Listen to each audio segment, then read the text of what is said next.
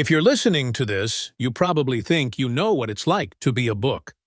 Maybe you imagine it's all about adventure, pages fluttering in the hands of eager readers, stories leaping from my spine into someone's imagination. Maybe you think it's cozy, sitting on a shelf, surrounded by friends, waiting for the next pair of curious eyes. But let me tell you, it's not always like that. Not for me. My name is the Mapmaker's Promise. I live on the third shelf from the bottom, in the far corner of the Maplewood Public Library, right between the history of American railroads and gardening for beginners. I've been here for years. And in all that time, not a single person has ever checked me out. Not once. I know, because I keep count. I have nothing else to do. You might think I'm exaggerating, but I remember every single day. I remember the first time I was placed on this shelf. My cover crisp, my pages smelling of fresh ink and hope. I remember the way the librarian, Mrs. Jenkins, patted my spine and said, "You'll find your reader soon." She had kind eyes and a voice that sounded like warm tea. I believed her. I really did. But days turned into weeks, and weeks into years. I watched as other books came and went.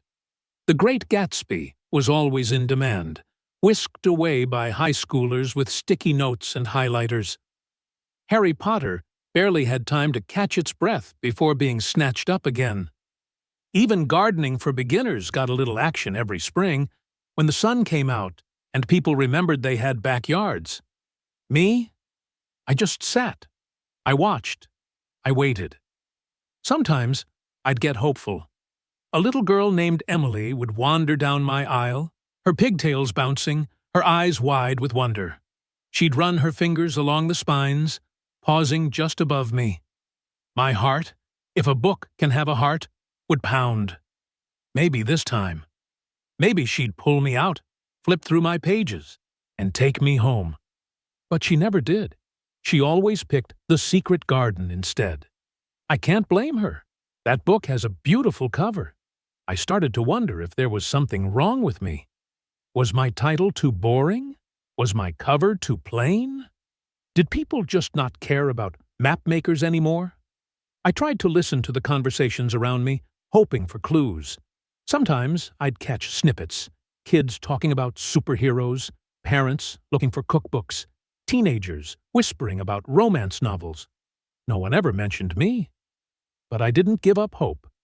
Not completely. Because every book has a story, and every story deserves to be told. That's what I kept telling myself, even as the dust settled on my jacket, and the world moved on without me. Then, one rainy Tuesday, something changed. It started with a storm, the kind that rattles the windows and makes the lights flicker. The library was almost empty, just the way I liked it, quiet, peaceful, filled with the soft hum of possibility. Mrs. Jenkins was at the front desk, humming to herself, when the door creaked open and a boy walked in. He was maybe 12, with messy brown hair and a backpack that looked too heavy for his skinny shoulders. He shook the rain from his jacket and glanced around, uncertain. I watched him. I always watched. But this time, something felt different. He wandered the aisles, his fingers trailing along the shelves, just like Emily used to do. But he didn't stop at the popular books. He didn't even glance at Harry Potter. Instead, he made his way to my corner, the forgotten corner, and crouched down in front of me. My pages tingled. I tried not to get my hopes up, but it was impossible. He reached out, his hand hovering over my spine. For a moment, I thought he'd pass me by, just like everyone else. But then, he touched me. He pulled me from the shelf, wiped the dust from my cover, and read my title out loud. "The Mapmaker's Promise," he whispered. "Huh." He sat down right there on the floor and opened me up. My pages creaked in protest. I hadn't been opened in so long, but I didn't care. I was alive. I was being read. As he turned my pages, I felt something I hadn't felt in years, hope. Maybe this was it. Maybe this was my chance. But then, just as quickly as he'd started, he stopped. He closed me, stood up, and looked around. I wanted to scream, "Don't put me back!" But I'm just a book. I can't scream. I can only wait. He walked to the front desk, me in his hands, and sat me down in front of Mrs. Jenkins. "Can I check this out?" he asked. Mrs. Jenkins looked surprised. "That one? I don't think anyone's ever checked that one out before." The boy shrugged. "I like maps." She smiled and scanned my barcode. "Well, you're in for an adventure." And just like that, I was free. For the first time in years, I left the library. The world outside was bigger and brighter than I remembered. The rain tapped against my cover as the boy tucked me into his backpack and hurried home. I didn't know what would happen next. I didn't know if he'd like my story, or if he'd finish me, or if I'd end up forgotten under his bed. But for the first time, I felt like I mattered. I had a chance to be read, to be loved, to be remembered. And that, for a book, is everything. The boy's name, I soon learned, was Tyler. His room was a world of its own, posters of distant planets on the walls, a globe with faded countries, and stacks of books that looked as if they'd been read 100 times. He tossed his backpack onto the bed, pulled me out, and set me down with a kind of reverence I'd never known. For a moment, he just stared at my cover, tracing the embossed letters with his finger. He opened me again, this time slowly, as if he was afraid he might break something precious. I wanted to tell him it was okay, that I was stronger than I looked, that I'd been waiting for this moment longer than he could imagine. He began to read, his lips moving silently, his eyes darting across my words. I felt every sentence come alive, every map and secret and promise I held inside, finally breathing in the open air. Tyler read late into the night, the glow of his desk lamp casting soft shadows across my pages. I could hear the rain outside, the distant rumble of thunder. But inside his room, it was just the two of us, me and my very first reader. I wanted to give him everything, the adventure, the mystery, the hope that had been pressed between my covers for so long.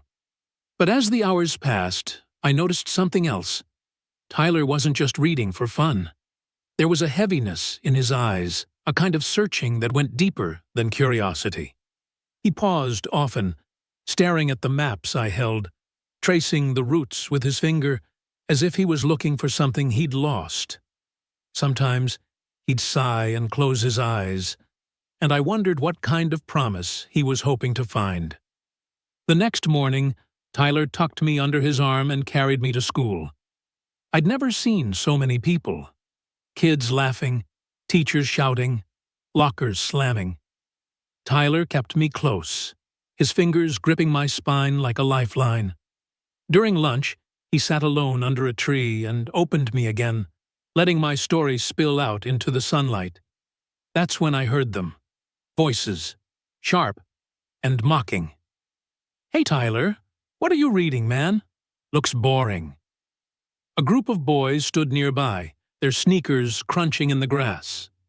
Tyler hesitated, his cheeks turning red. He glanced at my cover, then back at them. "It's about a Mapmaker," he said quietly.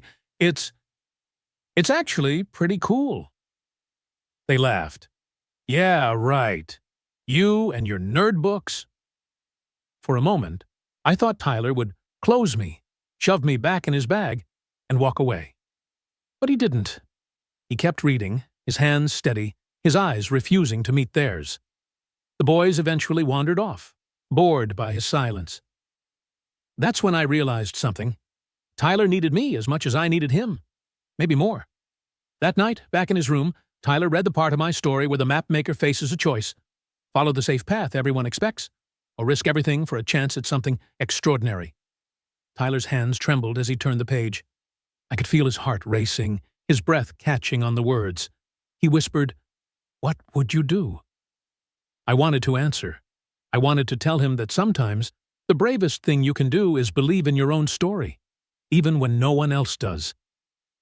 The next day, Tyler brought me back to school. This time, he didn't hide me. He read me in the cafeteria, in the hallway, Even during recess, some kids stared, some whispered, but a few, just a few, came closer. "Hey, what's that book about?" a girl named Madison asked, her ponytail swinging. Tyler looked up, surprised. "It's about a map maker who makes a promise to find a lost city. It's kind of awesome." Madison smiled. "Can I see?" He handed me to her, and for the first time someone else held me, flipped through my pages, and smiled at the maps inside. More kids gathered around, curious. Tyler's voice grew stronger as he explained the story, his eyes shining with pride. I was no longer invisible. I was alive, passed from hand to hand, my story spreading like wildfire. But just as I started to believe that everything had changed, something happened that I never expected. One afternoon, as Tyler was packing up his things, a teacher approached him. She was tall, with glasses perched on her nose and a stack of papers in her arms. "Tyler, can I talk to you for a moment?" He nodded, clutching me tightly. "I've noticed you've been reading a lot lately," she said gently. "Is everything okay at home?" Tyler hesitated. He looked down at me, then back at her. "Yeah, I like books." She smiled, but there was worry in her eyes. "If you ever need to talk, you know you can come to me, right?" Tyler nodded, but I could feel the tension in his hands. There was something he wasn't saying, something heavy that pressed down on both of us. That night, Tyler didn't read. He sat on his bed, staring at the wall, his fingers tracing the edge of my cover. I wanted to help him. I wanted to be more than just a story. I wanted to be a promise that things could get better, that he wasn't alone. And then, just as I was about to give up hope, Tyler opened me to the very last page. He read the mapmaker's final words, the promise that had carried me through all those years of waiting. He whispered, "I think I understand now." And for the first time, I felt truly seen. The next morning, something was different. Tyler woke up early, tucked me under his arm, and walked to the library before school. The air was crisp, the sun barely up, and the world felt quiet, like it was holding its breath. He pushed open the heavy glass doors, and the familiar scent of old paper and polished wood wrapped around us. Mrs. Jenkins was shelving books, humming softly. She looked up, surprised to see Tyler so early. "Back already?" she asked, her eyes twinkling. Tyler nodded, but he didn't hand me over. Instead, he walked past her, deeper into the library, to the very corner where he'd first found me. He sat down on the floor, right in front of the shelf where I'd waited all those years.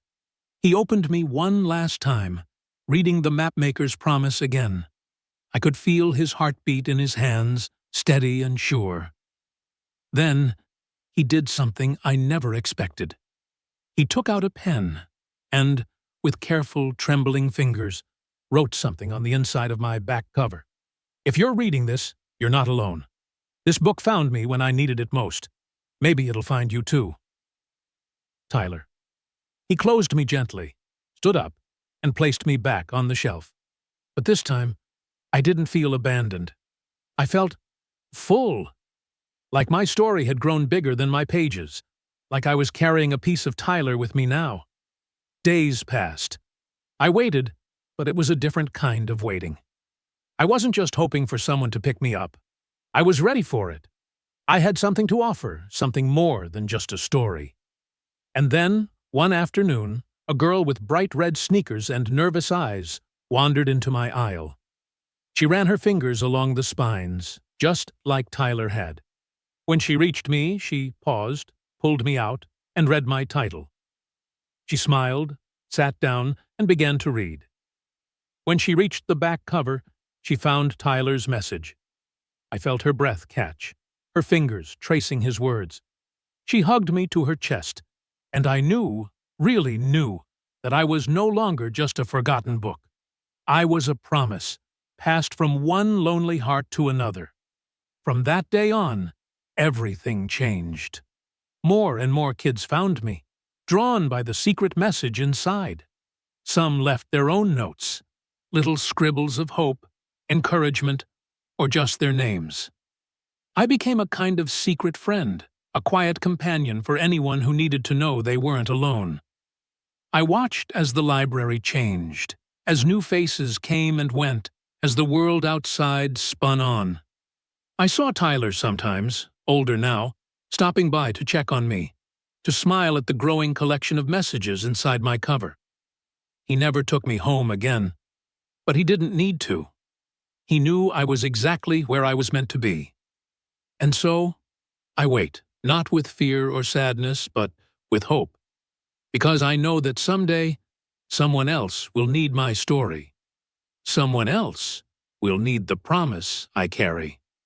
If you ever find yourself in the Maplewood Public Library, in the far corner on the third shelf from the bottom, you might find me there.